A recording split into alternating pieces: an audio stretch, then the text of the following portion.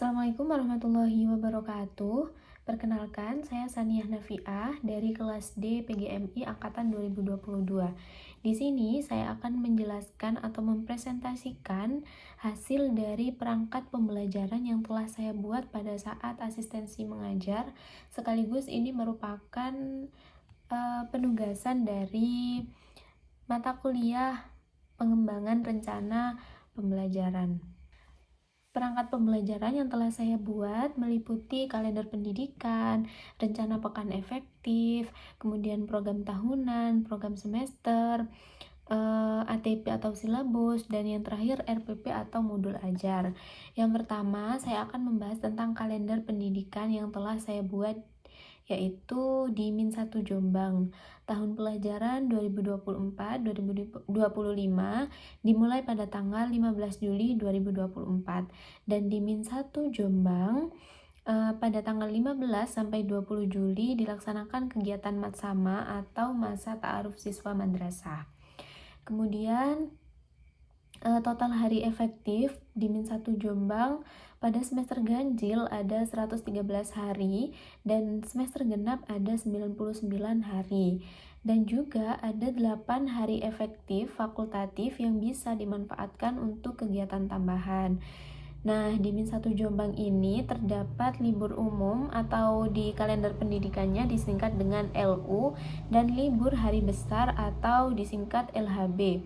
Sudah terjadwal di kalender pendidikannya Min 1 Jombang yang telah saya buat. Dan libur semester 1 sekitar akhir Desember dan libur semester 2 pada akhir tahun pelajaran yaitu pada bulan Juni dan Juli 2025. Libur permulaan puasa atau disingkat dengan LPP dan libur hari raya disingkat dengan LHR juga diatur sesuai ketetapan pemerintah. Kemudian untuk jadwal penilaian dan pembagian rapot pada saat asesmen sumatif akhir semester ganjil dilaksanakan pada 18 November sampai 7 Desember 2024. Pembagian raport semester ganjil sekitar tanggal 20 atau 21 Desember 2024 dan lain sebagainya sudah tertera di kalender pendidikan semua. Dan untuk hari besar nasional juga dilengkapi di kalendernya mulai dari 17 Agustus itu hari ulang tahun kemerdekaan Indonesia dan seterusnya. Semuanya sudah tercantum di kalender pendidikan. Dan juga ada program Adiwiyata yang dilaksanakan di Min 1 Jombang tanggal 21, 28 November, 22 Maret, Hari Air Sedunia, kemudian 22 April, Hari Bumi, dan lain sebagainya. Oke, itu tadi penjelasan dari kalender pendidikan yang telah saya buat di Min 1 Jombang. Kemudian ada rencana pekan efektif. Rencana pekan efektif ini dibuat setelah kalender pendidikan. Rencana pekan efektif adalah hitungan jumlah pekan efektif dalam 1 tahun ajaran pendidikan yang digunakan sebagai acuan bagi sekolah atau bagi Min 1 Jombang untuk menentukan jumlah pekan belajar yang efektif. RPE ini meliputi total pekan dalam 1 tahun, kemudian baik pekan efektif yang bisa dilaksanakan pembelajaran atau yang tidak efektif seperti libur cuti, libur hari besar nasional dan sebagainya. Kemudian pada semester 1 terdapat 26 minggu dan terdapat 3 minggu tidak efektif, 2 minggu libur semester genap di bulan Juli dan 1 minggu libur semester ganjil di bulan Desember. Jadi 26 minggu tadi dikurangi 3 minggu tidak efektif. Jumlah minggu efektif atau pekan efektif semester 1 adalah 23 minggu. Dan 23 minggu ini dikalikan 25 jam pelajaran per minggu. Jadi total jam efektif untuk semester 1 ini adalah 575 jam pelajaran. Kemudian di semester 2 terdapat 26 minggu juga dan terdapat 5 minggu tidak efektif yaitu libur tahun baru dan awal masuk semester genap pada bulan Januari, libur Isra Mi'raj pada bulan Januari juga, dan libur hari raya Idul Fitri pada bulan Maret dan April, serta libur semester genap pada bulan Juni. Nah, jadi 26 minggu dikurangi 5 minggu tidak efektif. Jadi, jumlah minggu efektif atau pekan efektif pada semester 2 adalah 21 minggu. Nah, 21 minggu efektif ini dikalikan 25 jam pelajaran per minggu. Jadi, total jam efektif untuk semester 2 ini adalah 525 jam pelajaran.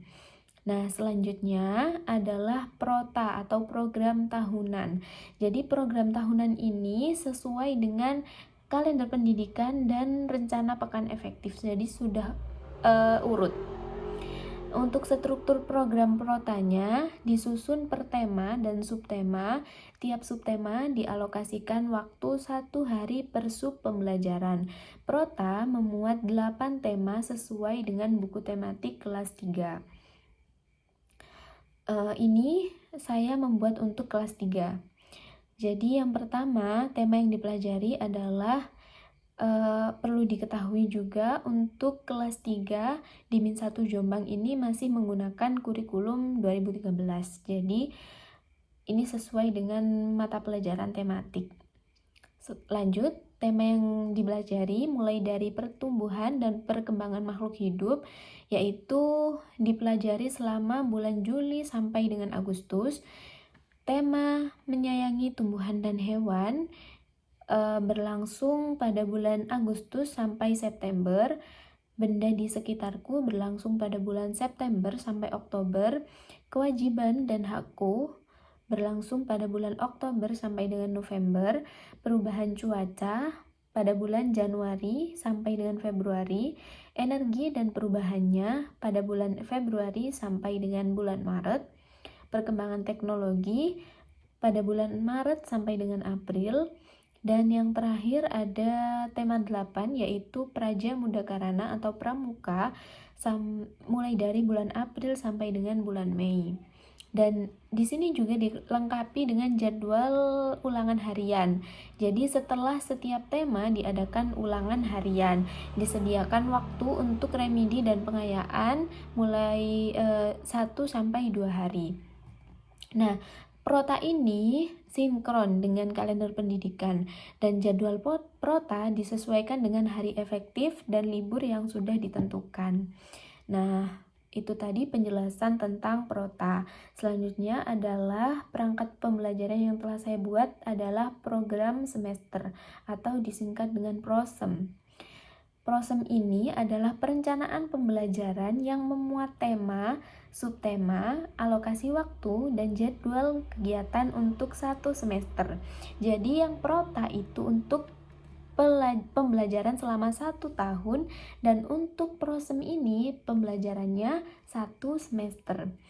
PROSEM disusun dengan memperhatikan kalender pendidikan tentunya, kemudian rencana pekan efektif atau RPE tadi, sehingga pelaksanaan pembelajaran itu akan berjalan dengan optimal.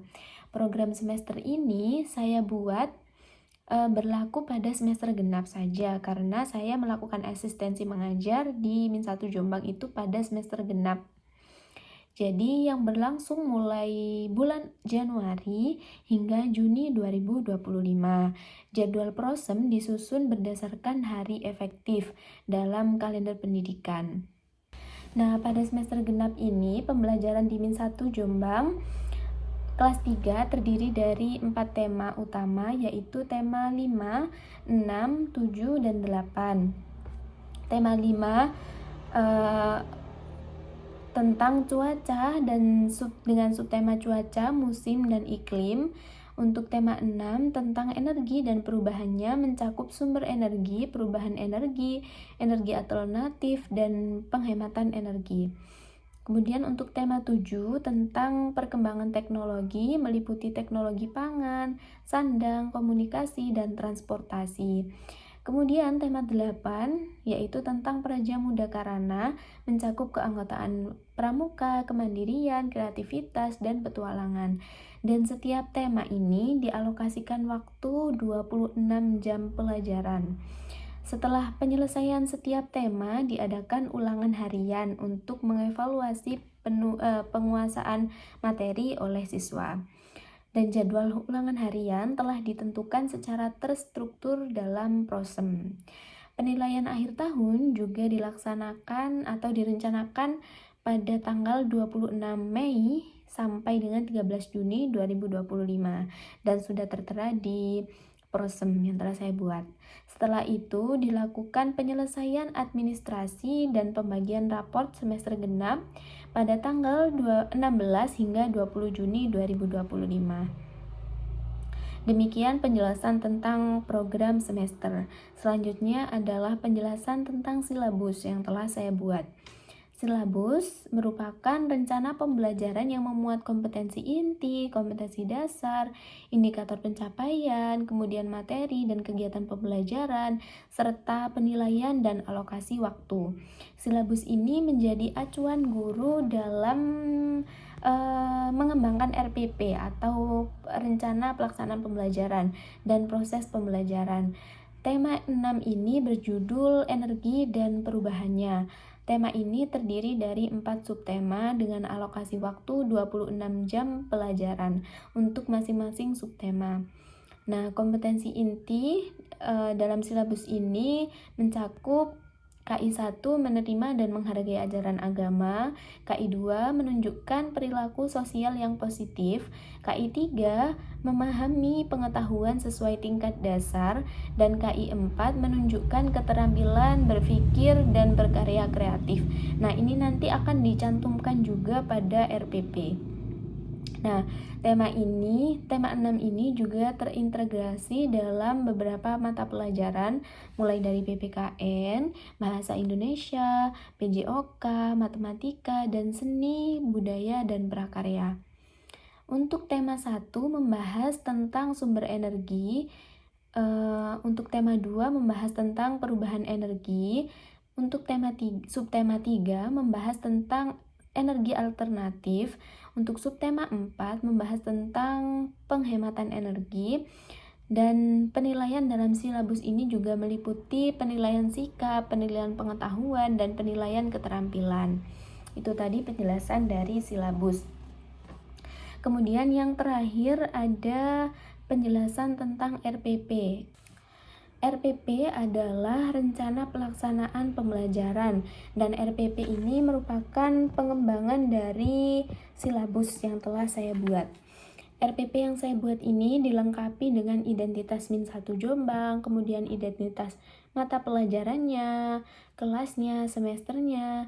RPP ini saya gunakan untuk menjadi acuan dalam mengajar di kelas 3A semester genap dengan tema 7 yaitu tentang perkembangan teknologi, subtema 4 perkembangan teknologi transportasi, dan mata pelajaran Bahasa Indonesia, PPKN, dan Matematika di pembelajaran 6 dengan alokasi waktu yaitu 2 JP kali 35 menit.